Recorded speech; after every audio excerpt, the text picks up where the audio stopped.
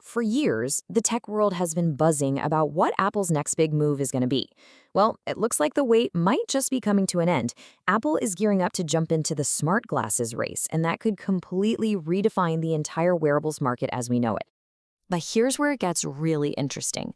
Meta has already staked its claim in this space with their Ray-Ban glasses. So this isn't just a simple product launch. Nope. This is shaping up to be a high-stakes showdown. The big question we're digging into here is, can Apple pull off its classic late to the party but better strategy, or has that ship already sailed? All right, to really get what Apple is walking into, you have to look at the current champion in the ring, Meta. They've already been out there for a few years, learning, tweaking their product, and building up a user base. So let's take a look at what they're actually offering.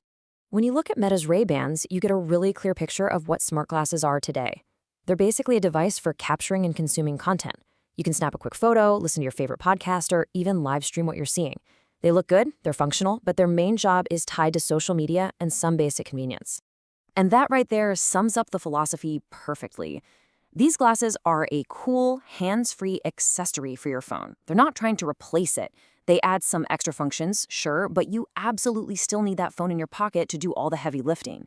And that is the key limitation that it looks like Apple is ready to challenge. So how is Apple going to do things differently? Well, if the rumors are right, they aren't just making another phone accessory. No, they're building a brand new piece of their incredibly powerful ecosystem. And that's a totally different way of thinking about what smart glasses are even for. And this comparison really lays it all out, doesn't it? While Meta is all about capturing moments and sharing them, Apple is reportedly aiming for just everyday usefulness. It's less about broadcasting your life and more about seamlessly making it better through this deep, deep integration with the devices you already use and love. Now, the secret sauce that makes all of this possible is what Apple is calling Apple Intelligence. And this isn't just another voice assistant. Think of it more like the underlying brain that lets all your devices understand your personal context, like who you are, where you are, what you're doing, and what you might need next. This is the engine that could make their glasses truly smart.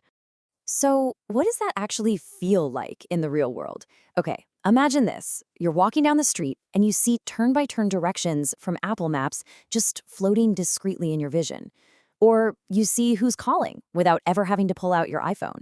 You could ask Siri a question or skip a song with just your voice. It's all about removing those little bits of friction from your day. Let's just walk through a quick scenario. You leave your house, and your glasses, because they know your routine, suggest your morning commute playlist. As you start walking, directions just appear. Then, a subtle little notification pops up to remind you about that 9 a.m. meeting.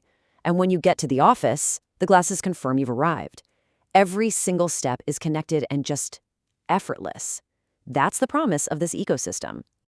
And this is exactly why the hype is so huge. When you put that level of personal context together with that seamless integration, you get what could be, as our source material puts it, one of the most powerful and transformative everyday devices Apple has ever even thought of. Okay, but let's just pump the brakes for a second. The tech is only half the story here.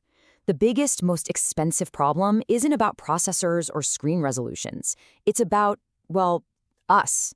It's about psychology and what we think is normal. This is the billion-dollar question, isn't it? It's one thing to make an amazing piece of technology, but it's something else entirely to convince millions of people to put it on their face every single morning, right alongside their watch or maybe their wedding ring. So breaking down these barriers is absolutely crucial. As you can see, the biggest mountain to climb is just social acceptance. Are people going to feel weird wearing them? And maybe more importantly, will you feel weird talking to someone who's wearing them? And then you have the practical stuff, right? Can Apple really pack a full day's battery into a lightweight frame? And of course, how much is this thing going to cost? So it all brings us to this really balanced take.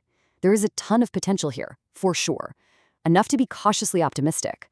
But Apple absolutely has to nail the answers to these very real, very difficult questions if this product is going to succeed where so many others have failed. So with the board set and the challenges understood, where do we go from here? Well, the stage is being set for what's going to be a fascinating showdown between two tech giants with completely different visions for the future of what we wear on our faces. This didn't just happen overnight. This has been a really slow burn.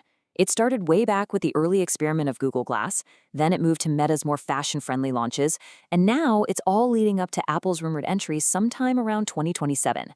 Every single one of these was a lesson for the entire industry. And that leaves us with the ultimate question. The iPhone didn't invent the smartphone, right? But it perfected it. It made it something we can't live without. So, could Apple do the exact same thing for smart glasses? Could this be the device that finally takes this tech from a cool idea to an essential part of our daily lives? I guess we're all going to have to wait and see.